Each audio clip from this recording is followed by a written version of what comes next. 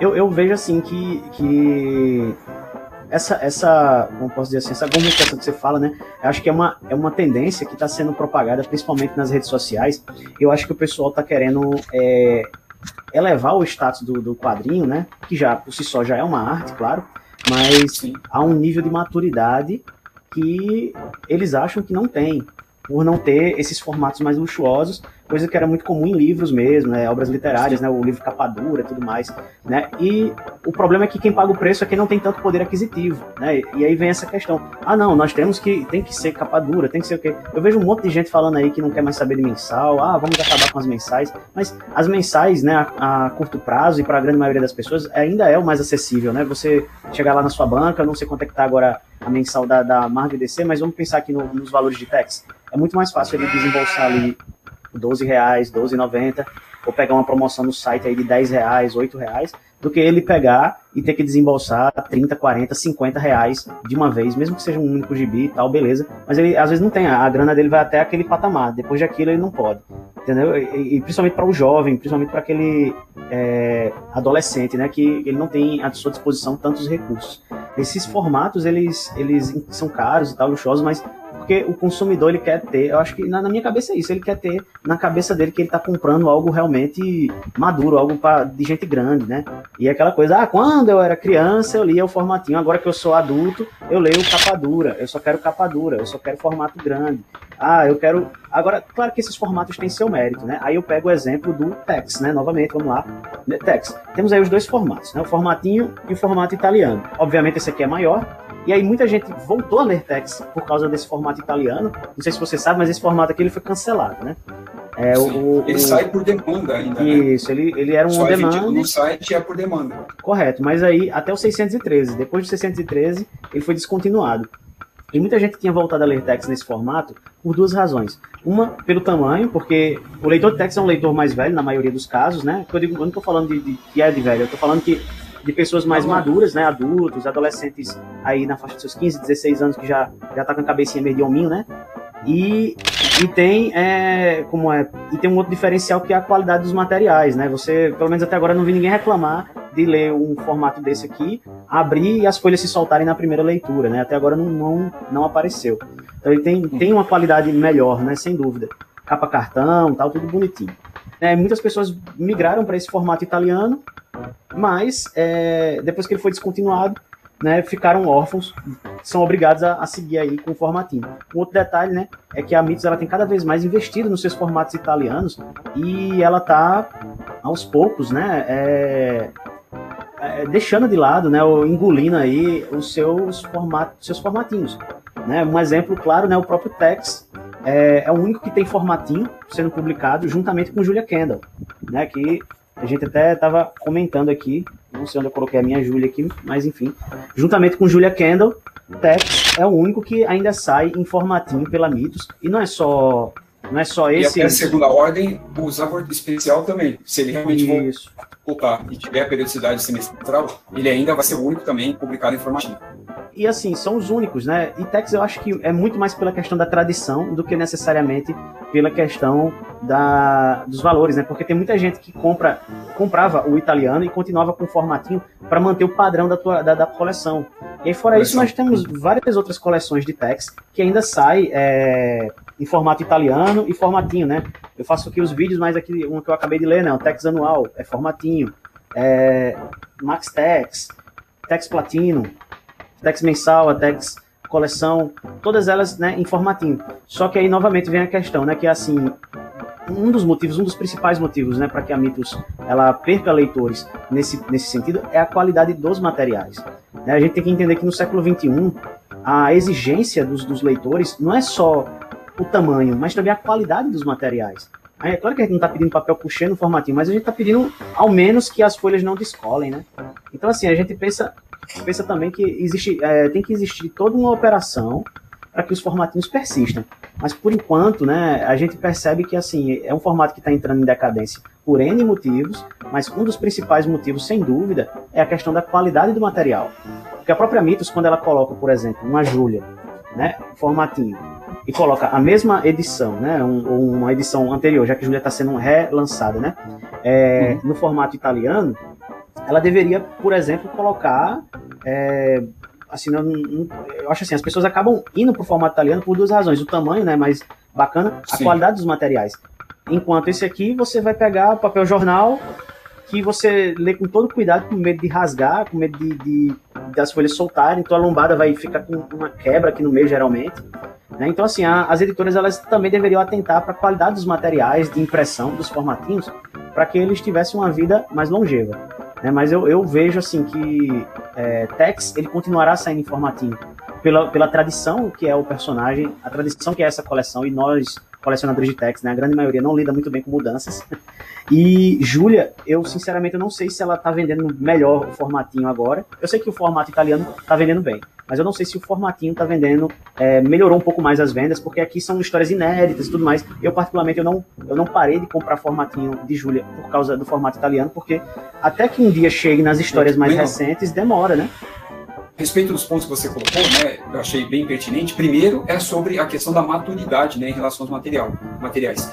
Essa maturidade que você bem colocou, ela é do ponto de vista estético apenas, né, infelizmente. Você tem uma melhora, uma exigência maior do público leitor, bem diferente do que ele consumia quando ele lia quadrinho quando era criança, mas do ponto de vista físico, não da qualidade em si das histórias. Apesar da maioria das histórias terem melhorado muito em relação à qualidade, cada vez saem histórias melhores, né, atualmente, o foco ainda é na parte gourmet, mais no material mesmo. É como o que acontece com o cinema. Cada vez a gente tem mais salas luxuosas, né, e tal, numeradas, isso, hollywoodianos e tal, mesmo padrão de sempre.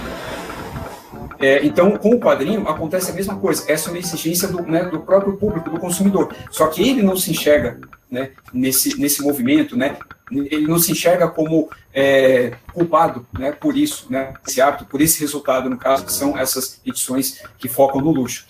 Em relação aos mensais, outro ponto que você continuou aí na nossa apresentação, você também complica, porque a base dos encadernados, a matéria-prima para os encadernados são os mensais. Acabou. Seja no Tex, seja na Marvel, na DC, não importa. Né? Os encadernados, se você pegar lá, o original está lá. Se olha no expediente da edição, está lá.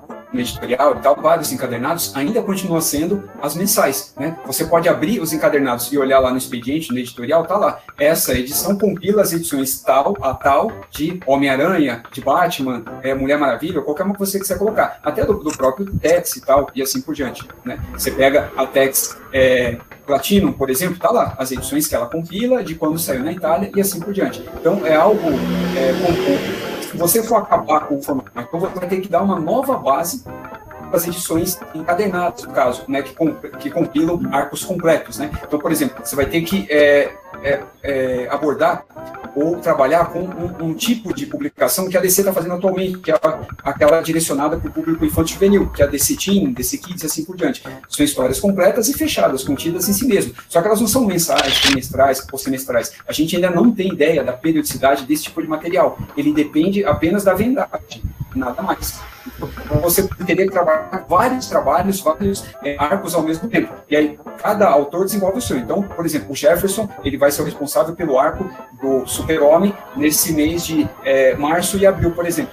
Aí, terminou do Jefferson, acabou. Não é comercializado nenhum outro. Aí, o próximo escritor do Super-Homem entra com mais um arco fechado. E assim vai, entendeu? Você tem que preparar o mercado para isso. Só que isso, para as editoras, não é rentável. Entendeu? Para ela, a dependência dos títulos mensais ainda é da onde ela tira o sustento dela enquanto editora. Agora você falou um ponto aí que na Sérgio Bonelli Editora acontece dessa forma. Acredito, eu vejo assim, como se cada escritor na Bonelli, ele fosse contratado para fazer uma verdadeira graphic novel. Assim, no sentido de ser uma história longa, com um enredo bem feito, bem trabalhado, né? E o desenhista também tem um tempo semelhante. Né? Dependendo do artista, ele tem um tempo bem considerável para poder desenvolver aquela história, aquele roteiro. Aí você vê, né, que, por exemplo, diferente dos cómics americanos, né, eu estava comentando isso um dia desse com um amigo, que um comics, né, uma edição mensal norte-americana, né, e isso, inclusive, o Alexandre do Ministério dos Quadrinhos falou a respeito uma vez, né, uma edição... Alessandro, desculpa. Ele falou uma coisa interessante. Uma edição norte-americana tem 25, 20, 22, 20 páginas. Enquanto uma uma edição da Sérgio Bonelli tem mais de 100. O Tex tem 115 páginas por edição mensal. O arco, ele mínimo 100, né? Como é o caso do Dylan Dog, Martin Mister. Isso. O arco fecha em 2 ou 3 edições, às vezes até mais. Depende do escritor. Então, quando você compila aquilo, rapidamente você tem uma graphic novel, você tem um encadernado robusto. Um exemplo, né, essa coleção nova da Panini, né, que a Panini está lançando do Tex, o primeiro volume só compila duas edições de Tex, que são 200 e tantas páginas, 230 por aí, mais ou menos. Então, assim, você vê que tem uma estratégia diferente, né, o mercado é diferente, né, a mecânica é diferente dos norte-americanos.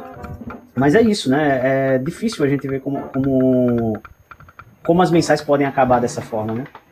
É tudo uma questão de planejamento, a verdade é essa, né? E principalmente a acessibilidade, né? Tá sempre com os títulos à mostra, tal. Não tem como uma editora tá vivendo só de especiais e de encadernados o tempo inteiro, lançando formatos luxuosos, que até para ela tá... E republicações, né? Esse que é o pior. Né? Até para ela tá imprimindo isso, é uma demanda, assim, é um trabalho muito grande. Enquanto a mensal, geralmente é bem mais rápida, bem mais, né, acelerada a situação. Então, pessoal, espero que vocês tenham gostado desse formato, né? A gente teve alguns pequenos probleminhas, assim, às vezes no áudio, às vezes na sincronização, assim, mas é porque é tudo muito novo, pelo menos para mim. E assim, né, tudo que eu tenho a dizer é muito obrigado, Rafael, né, pela oportunidade, pela presença, pelo convite e a ideia, né, que partiu do Rafael e eu achei muito bacana. E assim, temos aqui um anúncio, né, para fazer para vocês, que é um podcast que nós estamos planejando aí, nós estamos organizando sobre Tex Willer, exatamente. A gente já fez uma pesquisa e tudo mais, a gente viu que o material é um pouco escasso, pelo menos aqui no Brasil, sobre isso, e a gente está programando aí o lançamento de um podcast onde a gente vai poder, né, virar do avesso esse personagem que é tão querido por tantos aqui no Brasil, que assim encanta todo mundo, e eu vejo na minha visão, assim, na minha concepção, que está ganhando cada vez mais novos leitores que estão descobrindo o Tex agora, né? O Tex que é um personagem com mais de 70 anos, mas que está descobrindo o Tex agora e está se maravilhando. Então a gente vai fazer estamos programando esse podcast que vai ter uma periodicidade mensal. O nosso primeiro programa vai ao ar provavelmente no final de fevereiro ou início de março, né? E aí a gente vai estar divulgando tanto nos nossos canais como nas redes sociais, né? E eu espero que vocês possam prestigiar, né, esse diálogo que nós vamos ter, né, no podcast sobre Tex e seu universo, né, tão fantástico, né, assim. Bom, eu tenho que agradecer, né, por você me receber no seu canal, né? Eu já sou fã e acompanho ele já há alguns meses, né? Um pouco mais de 6 meses, se não me falha a memória agora. Só não acompanhei antes, né? Porque eu ainda não conhecia de fato. E o assunto, né, você que começou, que tratou dele no seu canal, isso, né, me motivou, né, a fazer a proposta e tal. E realmente, esse podcast, eu percebi, nós aqui, né, nós dois, que era algo necessário, porque a gente não tem praticamente nenhum podcast dedicado a Tex aqui no Brasil. Quando a gente quer ouvir algum, a gente acabava tendo que ouvir, ou eram episódios especiais sobre Tex, né, que os programas, né, gravavam, ou eram casts voltados ao personagem, mas lá da Itália, né, eram podcasts italianos, ou um ou outro até gringo, já teve o caso também. Então, daí surgiu a necessidade. Nós gostamos, falando um pouco lá nas comunidades, nos nossos próprios canais e tal, né, um falando com o outro sobre o personagem. Então, a gente decidiu criar um cast para falar só sobre o autor. A gente pode abordar um outro personagem da Bonelli, quadrinho italiano europeu, mas o foco vai ser exclusivamente em Tex, né, a princípio. E a gente vai falar não só das edições, mas sobre o personagem, o universo dele como um todo, o Tex lá fora e assim por diante, né. Vai ter um foco bem abrangente, principalmente os eventos também. A gente vai começar a discutir e até anunciar algumas coisas lá surgindo e tal. Um dos objetivos é esse também. Mas o céu é o limite aí no caso. Então aguardem, né?